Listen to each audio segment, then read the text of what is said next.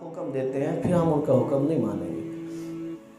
ماں باپ کہتے ہیں داڑھی کٹوا دو، نہیں کٹوائیں داڑیاں۔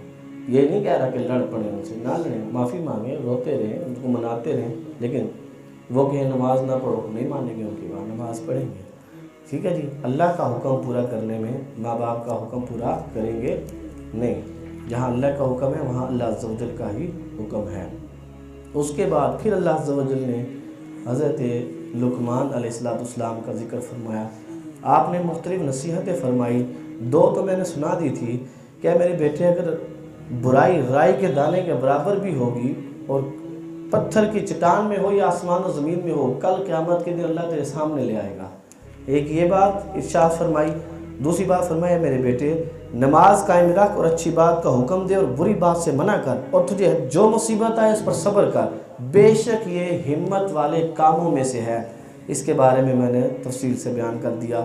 پھر اللہ نے فرمایا وَلَا تُصَعِّرْ خَدَّكَ لِلنَّاسِ وَلَا تَمْشِ فِي الْأَرْضِ مَرَحًا، اور لوگوں سے بات کرتے وقت اپنا رخسار ٹیڑھا نہ کر اور زمین میں اکڑتے ہوئے نہ چل، بے شک اللہ کو ہر اکڑنے والا، تکبر کرنے والا ناپسند ہے۔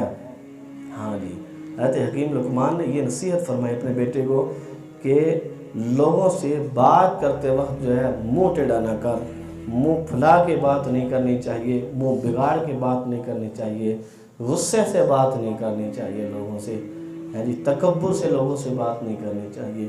نبی رحمت صلی اللہ علیہ وآلہ وسلم آپ سے جب کوئی بات کرتا تو پتہ ہے نبی رحمت صلی اللہ علیہ وسلم اسے کیسے بات کرتے تھے؟ آپ پوری طرح متوجہ ہو کر اس سے بات کرتے تھے۔ یہ نہیں کہتے تھے ایسے موبائل پکڑ کے ہاں جی بولیں جی میں سن رہا ہوں، میری توجہ تمہاری طرف ہی ہے، میں سن رہا ہوں۔ آج کے جوان یوں کرتے ہیں، باپ بات کر رہا ہو، ماں بات کر رہی ہو، موبائل ہاتھ میں اسے چلا رہے ہیں، جی میں سن رہا ہوں، میں کیا کروں، میں سن رہا ہوں، آپ بات کریں۔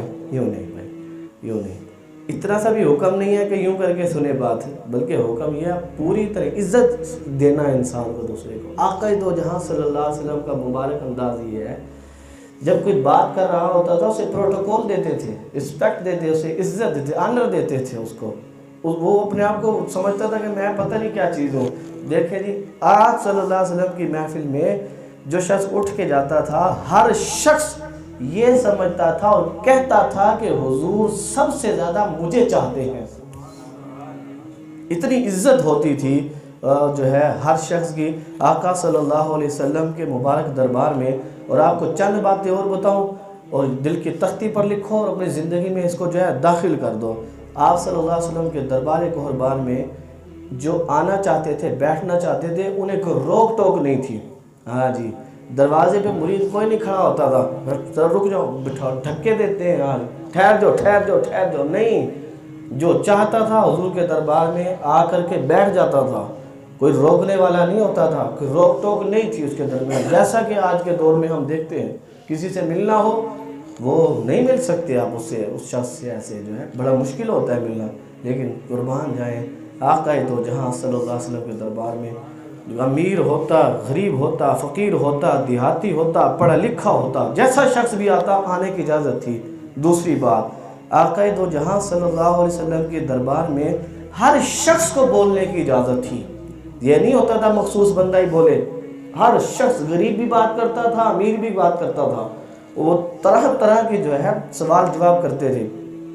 اور کتنا ہی کوئی شخص غریب ہو، مسکین ہو، ہے جی، اور بات نہ کر سکتا ہو، ان پڑھ ہو، دیہاتی ہو، بدو ہو، جب وہ بات کر رہا ہوتا تھا حضور علیہ السلام کی بارگاہ میں، عرض کر رہا ہوتا تھا، کوئی جرت نہیں ہوتی تھی کسی کو کہ اسے روک دے، ٹوک نہیں سکتا تھا کوئی کسی کی بات کو، درمیان میں بولنے کی اجازت کوئی نہیں تھی۔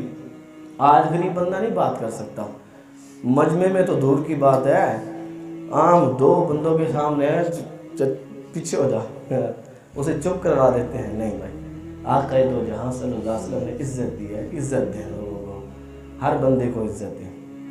ٹھیک ہے کوئی بندہ تنگ بھی کرتے ہیں لوگ، وقت بھی ضائع کرتے ہیں بعض لوگ، بڑی لمبی بات کرتے ہیں بعض لوگ، دل آزاریاں بھی کرتے ہیں۔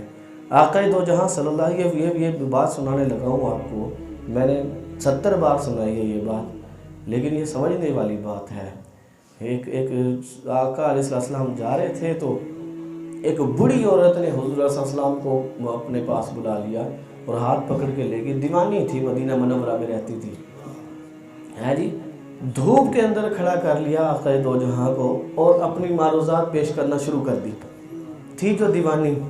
آقا دو جہاں صلی اللہ علیہ وسلم نے اسے روکا نہیں، ٹوکا نہیں، ہاتھ نہیں چھڑوایا اس سے. صحابہ کرام کھڑے بے چین ہو رہے تھے کہ تکلیف دے رہی ہے آقا علیہ السلام کو، دھوپ میں کھڑا کر لیا ہے، اسے کیا پتا کہ ان کے سامنے کھڑی ہے. جب حضور پوری باتیں کرتی رہی، دیر تک باتیں کر کے چلی گئی. حضور علیہ السلام پھر آئے اور آ کے صحابہ کرام نے عرض کی، رسول اللہ وہ تو دیوانی ہے جی. آپ نے فرمایا اور دیوانی ہے کہا، اس کی تو کوئی عام بندہ بھی نہیں سنتا. آپ نے فرمایا اس کی کوئی نہیں سنتا نا، میں تو اس کا رسول ہوں، میں بھی نہ سنوں گا، پھر فرق کیا ہوگا.